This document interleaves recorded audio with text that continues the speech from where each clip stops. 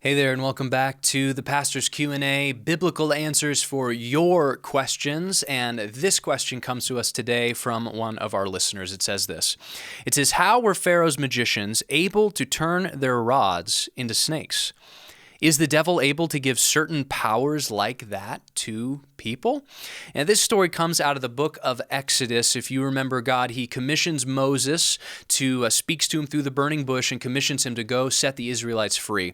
And he says that he will give him power to perform signs and miracles among the Egyptians so that everybody will know that he is the Lord. And so the first sign that Moses performs is taking his staff, putting it on the ground, and then it miraculously turns into a snake. And so Pharaoh, he calls his magicians to the court, and somehow they're able to replicate this miracle. They're able to do the same thing and conjure up snakes, although in the end, the snake that God creates ends up swallowing the snake that the Egyptians create. And so two theories about how they're able to do this and how they're able to perform a few other miracles that they end up performing. One theory is this, and that is, yes, that Satan can actually empower people or give people certain powers to do certain things in his service. There's a passage in the book of Revelation where it talks about Satan causing a statue to speak. Or another passage where this shows up is in the book of Acts chapter 16. Here's what it says. Paul and Silas are on their way to perform some mission work, and it says this. It says, as we were going to the place of prayer, we were met by a slave girl who had a spirit of divination and brought her owners much gain by fortune telling. She followed Paul and us, crying out, these men are servants of the Most High God who proclaim to you the way of salvation. And this she kept doing for many days.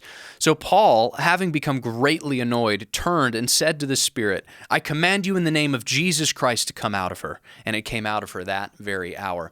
And so this is an instance of somebody with a spirit of divination. This is a demonic spirit that was able to do fortune telling. And apparently it was accurate enough to make her boss a whole lot of money.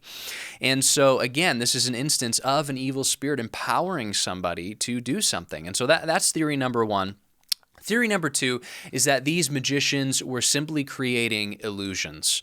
And so if you've ever seen a really good magician, you know the power of illusion, you know the power of deception or sleight of hand. I remember one time I was able to see the magician Lance Burton in Las Vegas, and he could do some incredible things. He was able to form doves out of nothing over and over again, dove here, dove here, dove here, all these amazing things. And so it's very possible that the magicians were doing a similar thing. There's actually a snake charming trick where you are able to take a snake and do something to cause it to be as stiff as a rod or as stiff as a staff, and then at the snap of your fingers, it forms a snake again. And so it's possible that the magicians were able to do this. There's two more miracles that they replicate as well. The second one is turning water into blood, which would easily be accomplished with some sort of dye or food coloring. And the third one was producing frogs. Now, this is kind of a funny one for them to replicate because all it did was actually add to the problem. There was already an infestation of frogs. They didn't need any more frogs. It would have been far more miraculous if they had caused the frogs to disappear. But there was a clip I saw of a famous street magician who was able to do a similar thing. He was actually able to conjure up frogs in his mouth and then spit them out into people's drinks. I don't think anybody enjoyed their drink after that.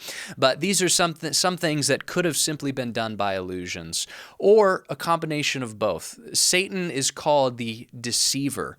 And so whether he was equipping these magicians with actual power, whether he was leading them to be simply very good illusionists, they were able to turn many people astray to worship the gods of the Egyptians. And so, but after that third miracle, after producing frogs, they weren't able to replicate anything else that Moses and Aaron were able to do. And later on, they themselves, they actually declare, they say, this is the finger of God that is causing these things. And so even these Egyptian idol-worshiping magicians were able to recognize the power of God when Pharaoh wasn't. And so God, he allowed them to do this for his glory and for the liberation of his people. But Satan is on a very short leash. Anything that Satan exercises power with is still able to be used by God for his purposes. And you see a hint of what God was doing here in the book of Exodus, chapter 12. This is as God is preparing for the final plague, the Passover. And it says this in chapter 12. It says that God was coming to his people and God was going to do this. And in verse 12, it says this. He says, I will pass through the land of Egypt that night, and I will strike all the firstborn in the land of Egypt, both man and beast. And on all the gods of Egypt I will execute judgments. I am the Lord. And so God allowed these magicians to do this so that he could execute judgment on the very gods that they were claiming to be empowered by.